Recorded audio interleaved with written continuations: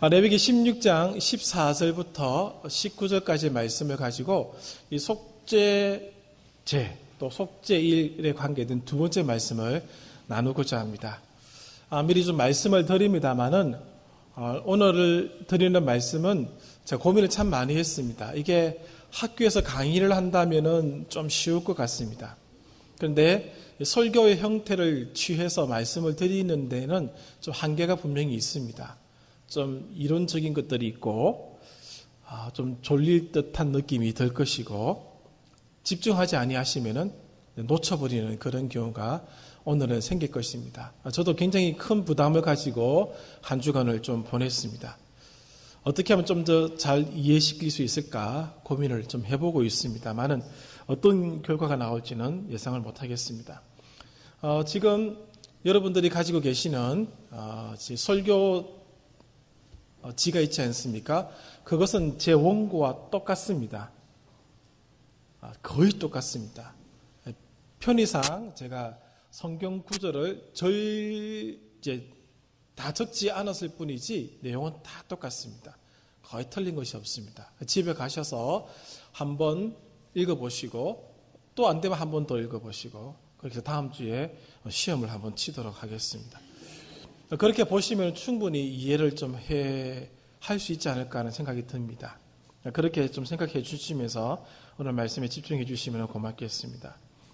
조금 순서를 바꾸어서 이렇게 시작했으면 좋겠습니다. 우리의 죄가 어떻게 씻음을 받고 제거되었는가 알고 계시죠?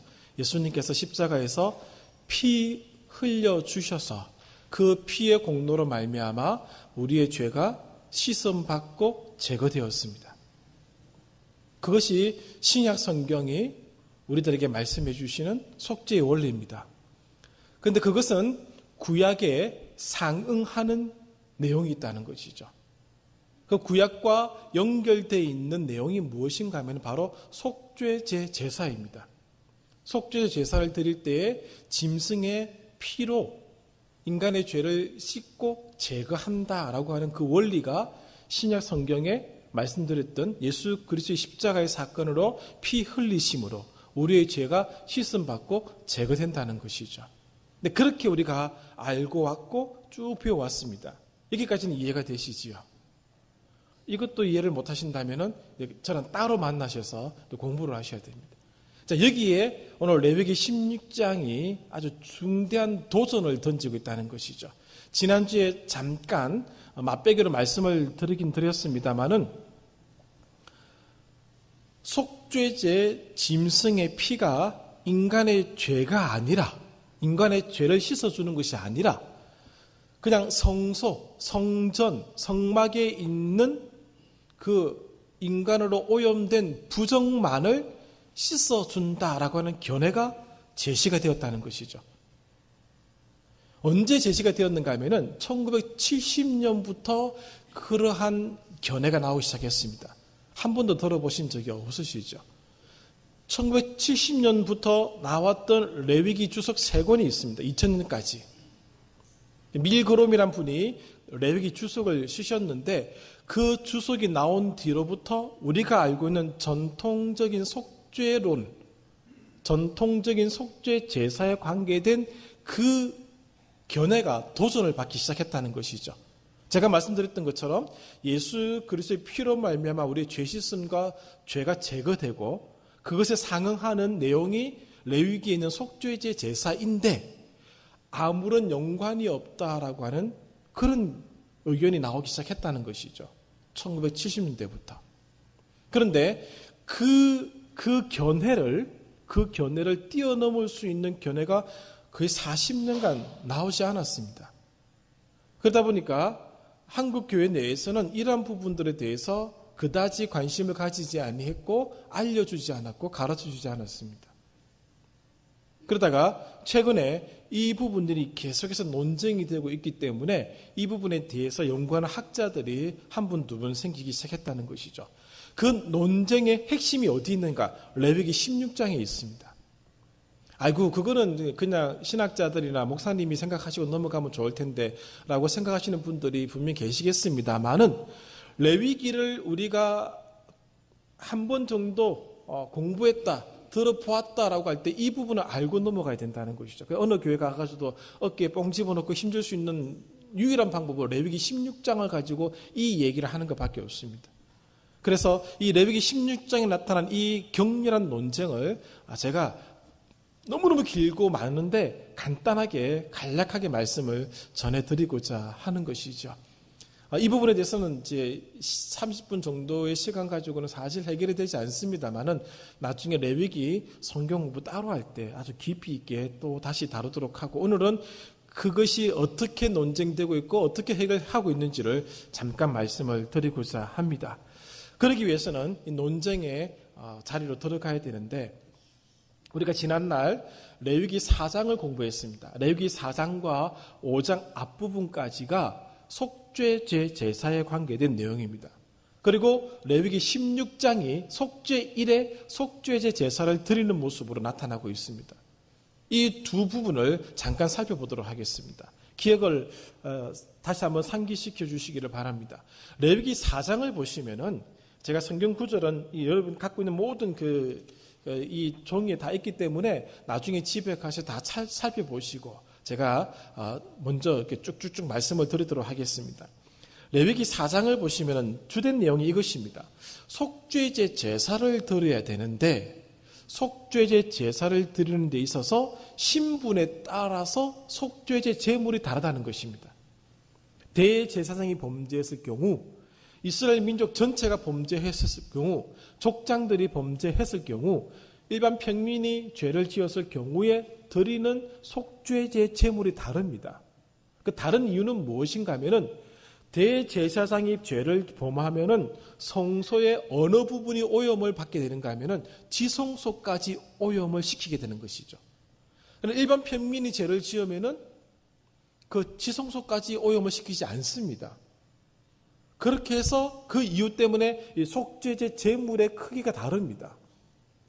그리고 4장을 가만히 읽어보시면은, 이미 제가 그때도 말씀을 드렸습니다만은, 먼저 4장 6절을 보시면은 마찬가지입니다. 다 다른 구절도 마찬가지니까 6절을 보시면은 그 제사장이, 4장 6절입니다. 손가락에 그 피를 찍어 여호와 앞, 곧 성소의 휘장 앞에 7번 뿌릴 것이며, 7절에 제사장은 또 그 피를 여호와 앞, 곧 회막 안 향단 뿔들에 바르고 그 송아지 피 전부를 회막 문 앞 번제단 밑에 쏟을 것이며.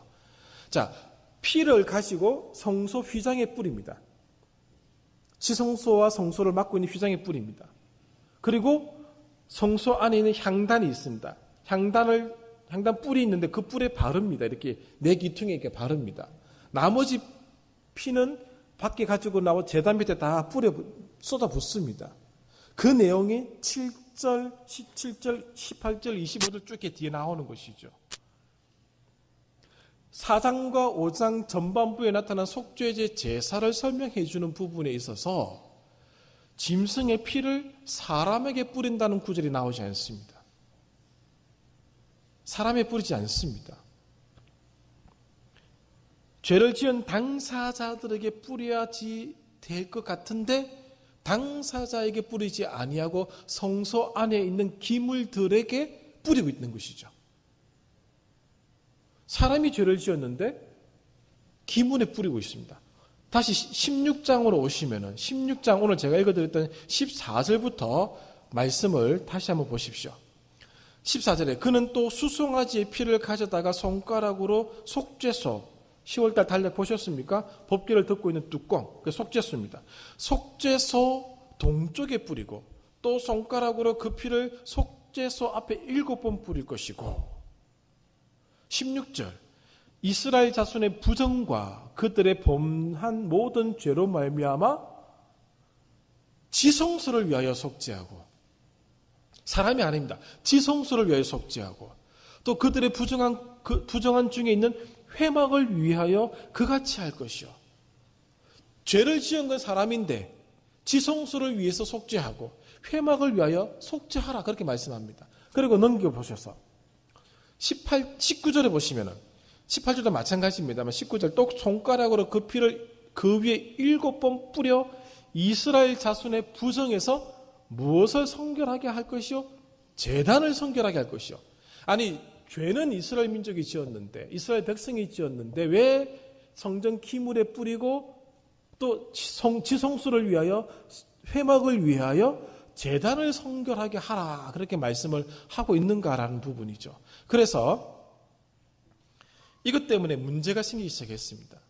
레위기에 나타난 속죄제 제사를 다 엄밀히 살펴보니까 이것은 성소를 오염시킨, 성소를 부정하게 만든 그 원인을 제거하는 것이지 인간의 죄를 씻어주고 제거하는 제사가 아니다라는 주장이 일어나기 시작한 겁니다. 이해되시죠?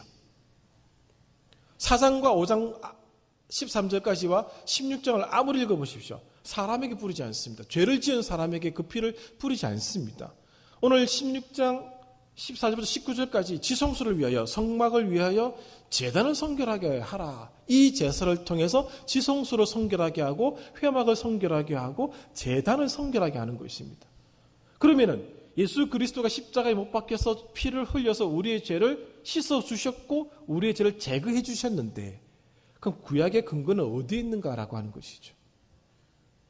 이 문제를 유대 랍비 밀고름이라는 사람이 제시한 겁니다. 그렇게 돼서 구약 학계가 뒤집혔습니다. 전통적인 속죄론이 사라지게 된 것이죠.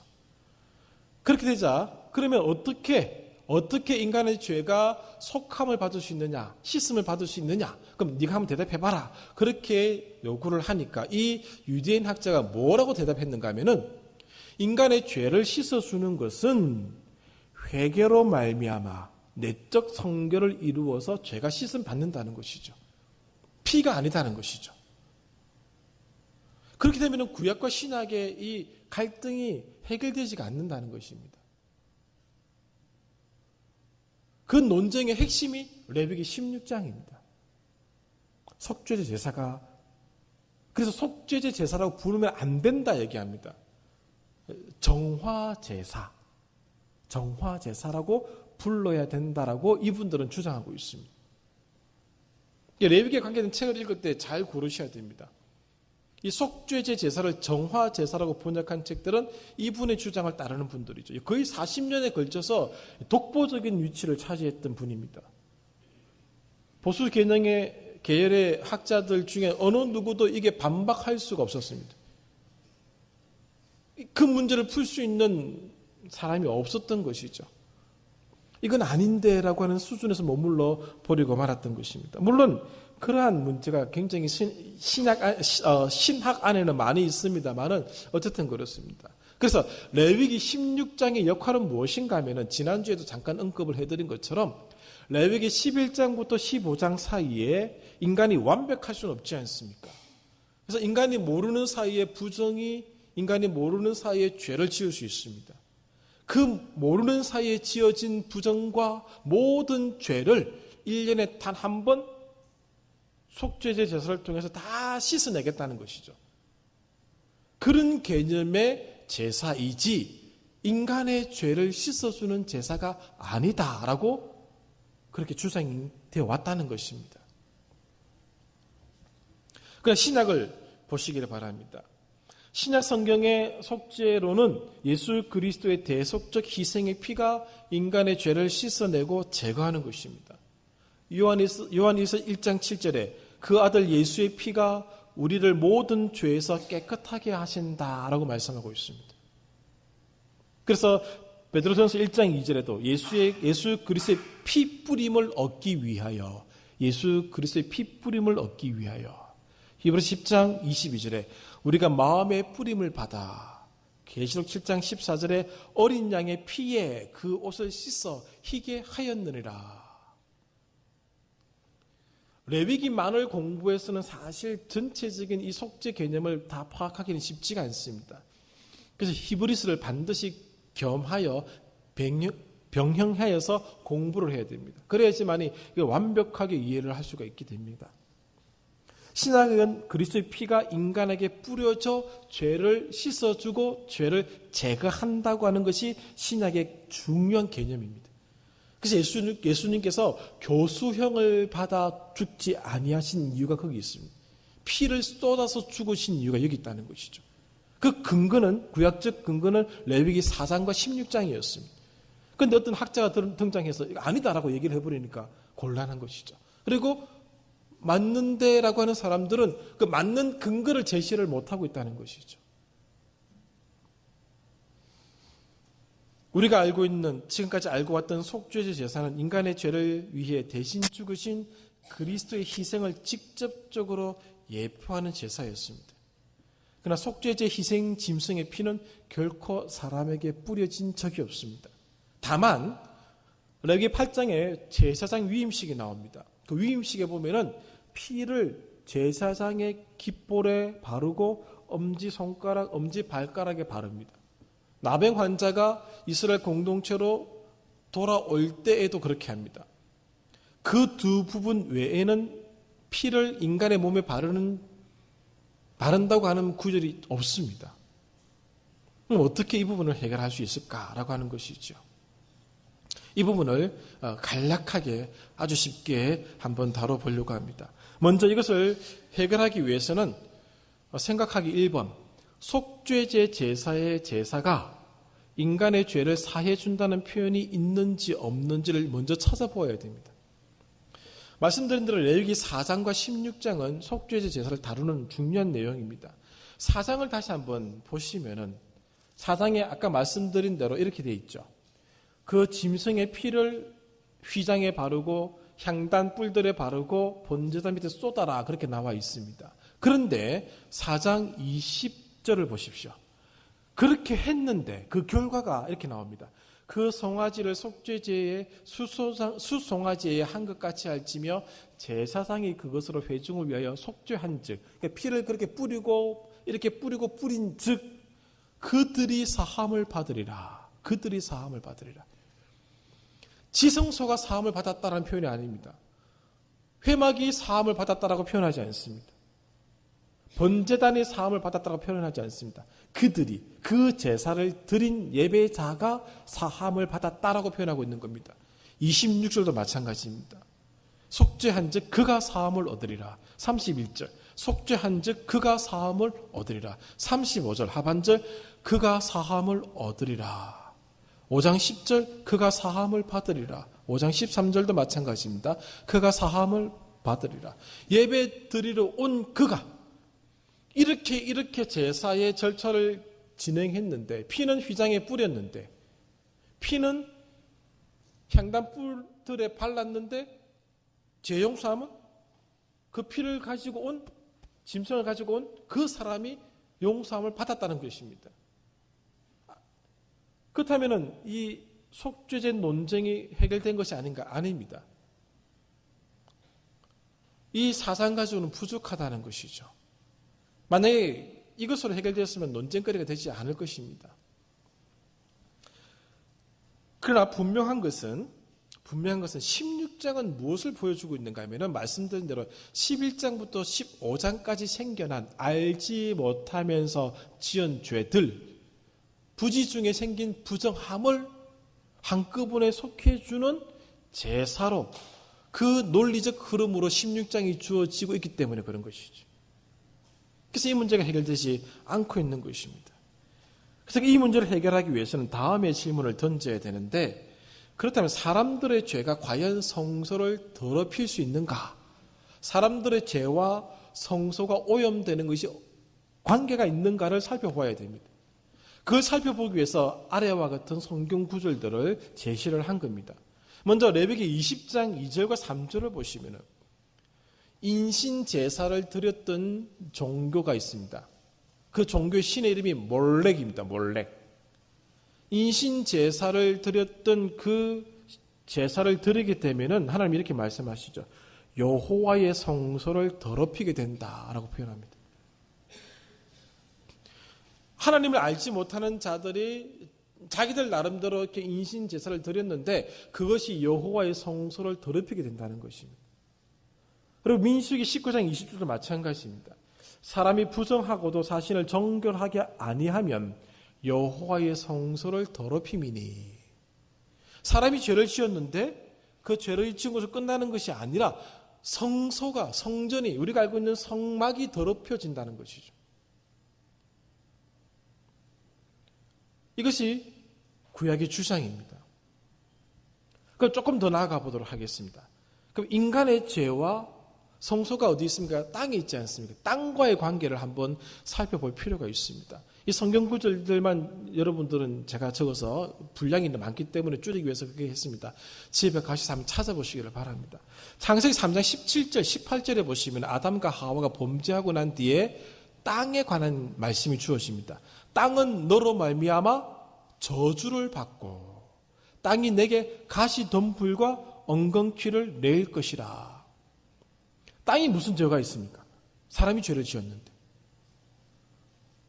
땅은 그냥 그 자리에 있은 것밖에 없는데. 아무것도 안 했는데. 땅이 저주를 받았습니다. 그 창세기 6장 11절 보십시오. 온 땅이, 노아의 사건입니다. 온 땅이 하나님 앞에 부패하여 포악함이 땅에 가득한지라. 인간의 죄 때문에 땅이 부패했다는 뜻입니다. 인간이 부패했는데 땅이 부패했다라고 성경은 표현해주고 있다는 것이죠. 이 인간과 인간의 죄와 땅과의 관계가 이렇게 성경에서는 다루고 있다는 것입니다. 레위기 18장 27절 28절 한 장만 넘기시면 나오니까 한번 보십시오. 레위기 18장 27절 28절 27절 너희가 전에 있던 그 땅 주민이 너희가 전에 있던 그 땅 주민은 가나안 족속 7족속을 가리킵니다. 이 모든 가증한 일을 행하였고 그 땅도 더러워졌느니라. 가나안 족속들이 죄를 지음으로 그 땅이 더러워졌다는 것이죠. 창세기 15장을 여러분 한번 자세히 한번 기억해 보십시오. 아브라함과 하나님이 언약을 맺는 장면이 나옵니다. 그때 하나님께서 아브라함에게 이 땅을 너희 후손에게 주리라 말씀을 하십니다. 그러나 지금은 아닙니다. 왜? 아모리 사람의 죄악에 관영할 때까지 기다리시겠다는 거죠. 430년간을. 28절, 18장 28절. 너희도 더럽히면 그 땅이 너희가 있기 전 주민을 토함같이 너희를 토할까 하노라. 가나안 7족속이 그 땅을 더럽혔습니다. 그 하나님이 토해내셨습니다. 그 다 여호수아를 통해서 다 전멸시킨 것이죠. 그런데 만약에 이스라엘 백성이 그 땅 주민들처럼 하면은 너희를 토하겠다는 겁니다. 열왕기 상하를 읽어보십시오. 이스라엘 민족이 남쪽 유다 민족이 하나님께 범죄합니다. 하나님 어떻게 하시죠? 그 땅 주민을 다 그 땅에서 다 쫓아내버립니다. 아시리아로 다 끌려갔죠. 바벨론으로 끌려가 버립니다. 다 토해내십니다. 인간의 죄와 땅의 관계가 이렇다는 것이죠. 물론 성경 구절이 더 있습니다만 오늘 인간의 죄는 인간의 죄로 끝나는 것이 아니라 그 땅을 오염시킵니다. 그 땅에 있는 성소를 오염시킨다는 것이죠. 인간의 죄로 땅이 저주를 받았습니다. 인간이 땅에 영향을 끼친다는 것, 이제 이 구절들로 우리가 확인할 수 있었습니다.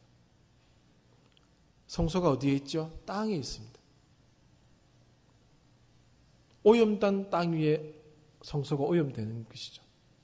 몰렉에게 제사를 드릴 때 성소가 오염됩니다. 그런데 성소를 씻어내면은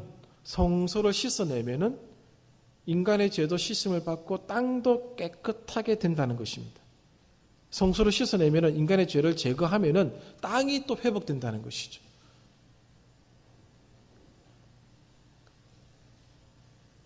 인간이 회개하면 땅이 회복됩니다. 유명한 구절 제가 읽어드리겠습니다. 역대하 7장 14절입니다. 내 이름으로 일컫는 내 백성이 그들의 악한 길에서 떠나 스스로 낮추고 기도하여 내 얼굴을 찾으면 내가 하늘에서 듣고 그들의 죄를 사하고 그들의 땅을 고칠지라. 역대하 7장 14절입니다. 땅을 고칠지라. 회개하면은 하나님 땅을 고쳐주십니다. 성소를 깨끗하게 하면은 땅이 고침을 받습니다. 인간의 죄와 땅과 인간의 성소가 연결되어 있다는 것을 우리가 보게 되는 것이죠. 땅의 상태는 인간과 성전이 어떤 상태에 있느냐에 따라서 달라지는 것입니다. 그러므로 인간과 성전 사이는 매우 밀접한 특별한 관계가 있음을 알게 된다는 것이죠. 그렇다면 인간과 성소의 관계를 살펴봐야 됩니다. 이런 모든 의견들은 누가 제시했는가 하면 저는 또 누구의 의견을 따라서 이 말씀을 드린지를 말씀을 드려야 할 것 같습니다.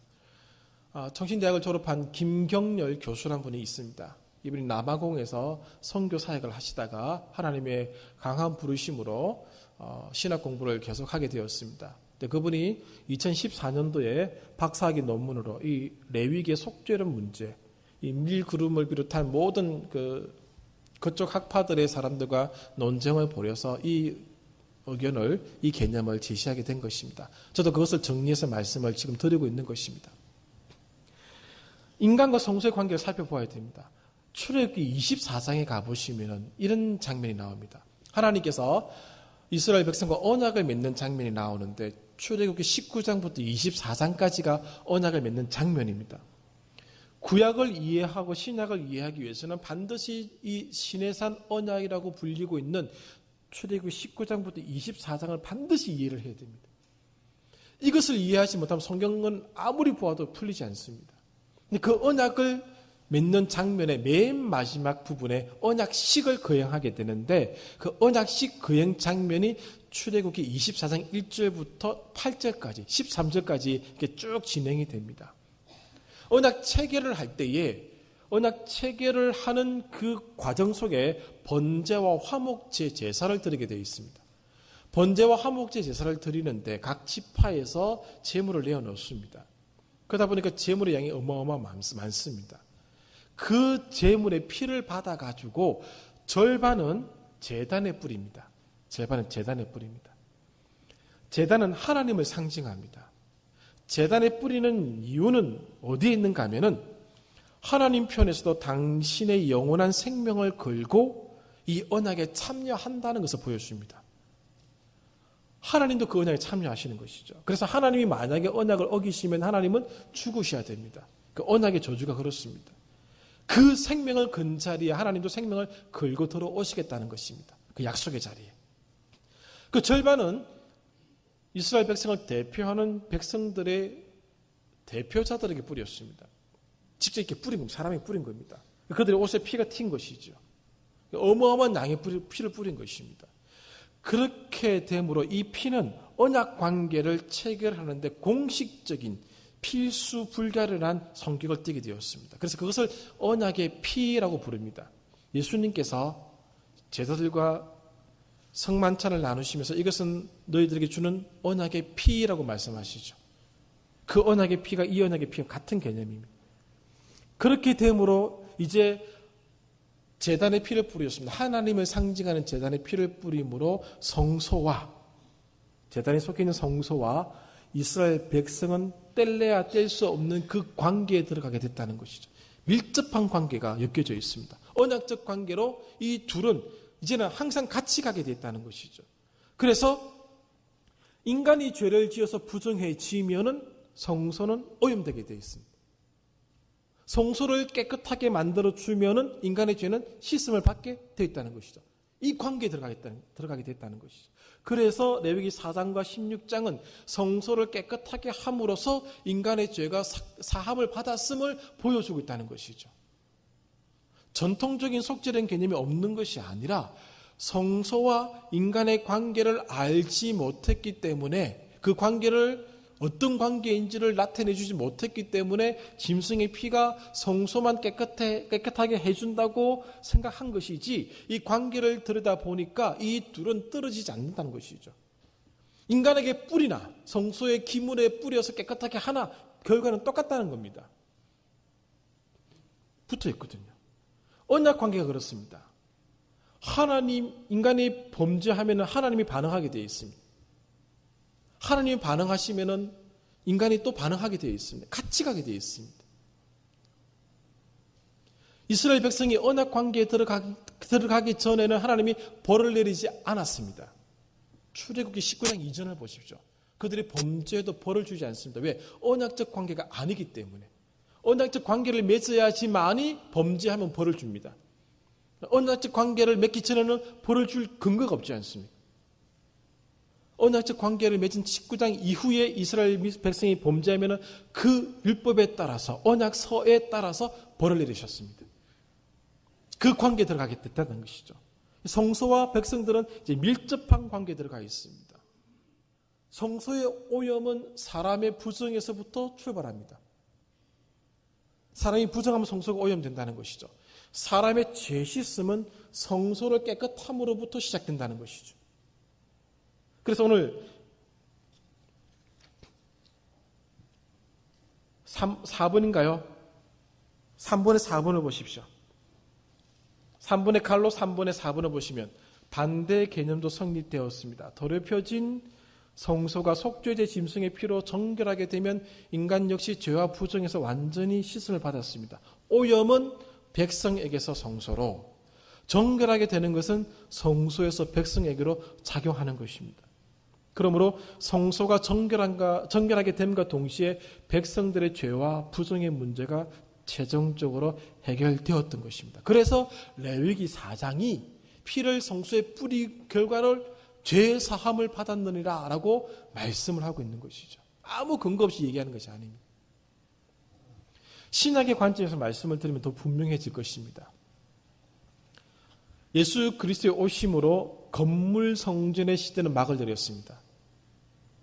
사람 성전의 시대가 되었다는 것이죠. 요한복음 2장을 보십시오. 19절부터 21절 사이에 무엇이 나오는가 하면은 예수님이 이렇게 말씀하십니다. 이 성전은 헐라. 그럼 내가 3일 만에 다시 짓겠다.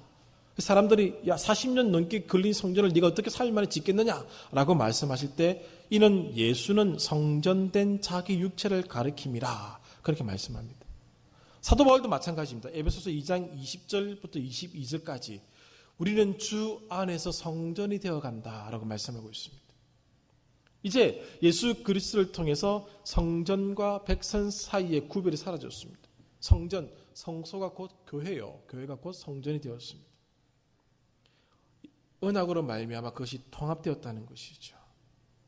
예수 그리스도께서 새 언약을 체결하실 때 제자들에게, 백성들에게 자신의 피를 마시라 하시면서 그 역시 언약의 피라고 말씀을 하셨던 것입니다. 연결되어 있다는 것이죠.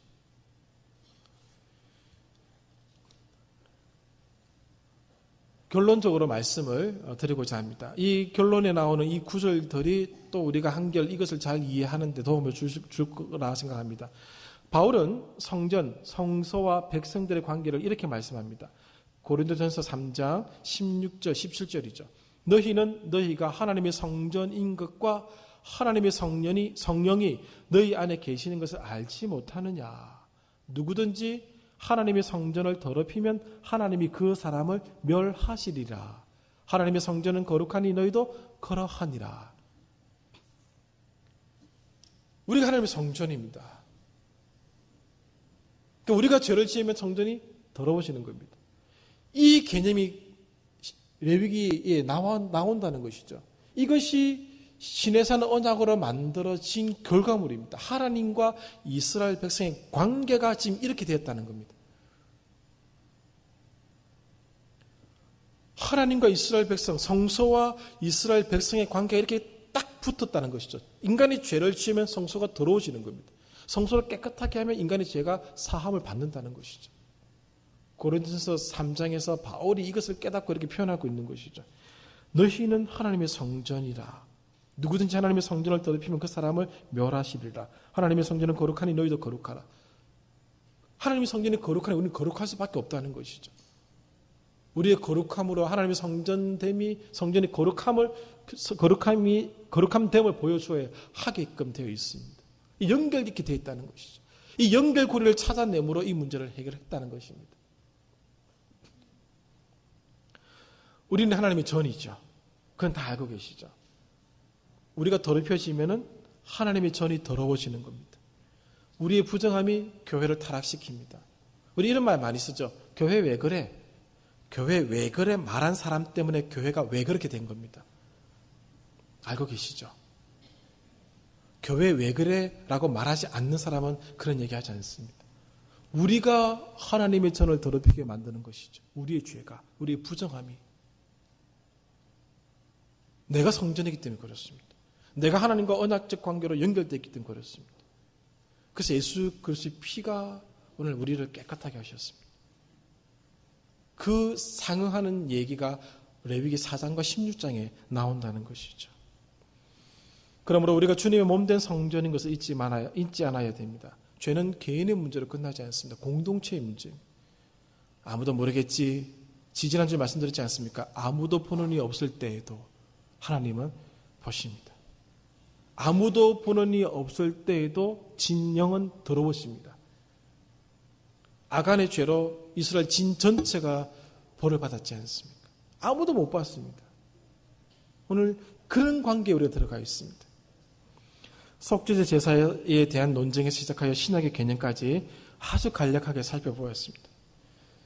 성소와 백성들이 연결되어 있다는 것, 언약으로 연결되어 있다는 것, 그래서 이런 관계가 나오게 됐다는 걸 말씀드렸습니다. 언약의 피로 우리는 연결되어 있고 서로 영향을 끼치게 된 것입니다. 그래서 성소를 깨끗하게 한 제사가 백성들의 죄를 제거하고 씻어준다는 결과를 가져온 것이죠.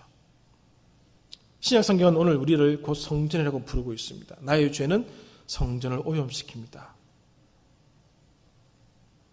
성전을 더럽히면 하나님이 그 사람을 멸하시리라. 이것은 상징적인 표현이 아니고 문자 그대로의 표현입니다. 그걸 아셔야 됩니다. 두려워 떨면서 우리를 정결하게 만들어 가야 할 책임이 주어져 있다는 것이죠. 그러므로 더 철저하게 하나님의 자녀답게 살아가야 한다는 것이죠. 고린도후서 6장 16절부터 18절의 말씀을 가지고 결론을 짓도록 하겠습니다. 하나님의 성전과 우상이 어찌 일치가 되리요? 우리는 살아계신 하나님의 성전이라. 이와 같이 하나님이 이르시되 내가 그들 가운데 거하며 두루 행하여 나는 그들의 하나님이 되고 그들은 나의 백성이 되리라. 그러므로 너희는 그들 중에서 나와서 따로 있고 부정한 것을 만지지 말라. 내가 너희를 영접하여 너희에게 아버지가 되고 너희는 내게 자녀가 되리라. 전능하신 주의 말씀이니라 하셨느니라. 다시 바울이 언약의 개념을, 구약적 언약의 개념을 끄집어 와서 다시 설명해 주고 있는 장면이 연결되어 있다는 것이죠. 그래서 성소를 깨끗하게 하니까 인간의 죄가 씻어주고 제거됐다는 것입니다. 오늘 우리의 일거수일투족이 교회를 더럽힐 수 있습니다. 무섭죠. 들어올 때마다 이렇게 시약에 다 손가락 담그면 나가게 되면 죄 지은 사람, 안 지은 사람 나타나면 정말 재밌을 겁니다.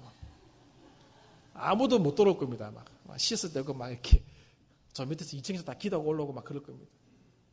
보이지 않습니다만 오늘 스스로는 알고 있습니다. 늘 주님 앞에서의 삶을, 코람드의 삶을 만들어 가주시기 바랍니다. 기도하겠습니다.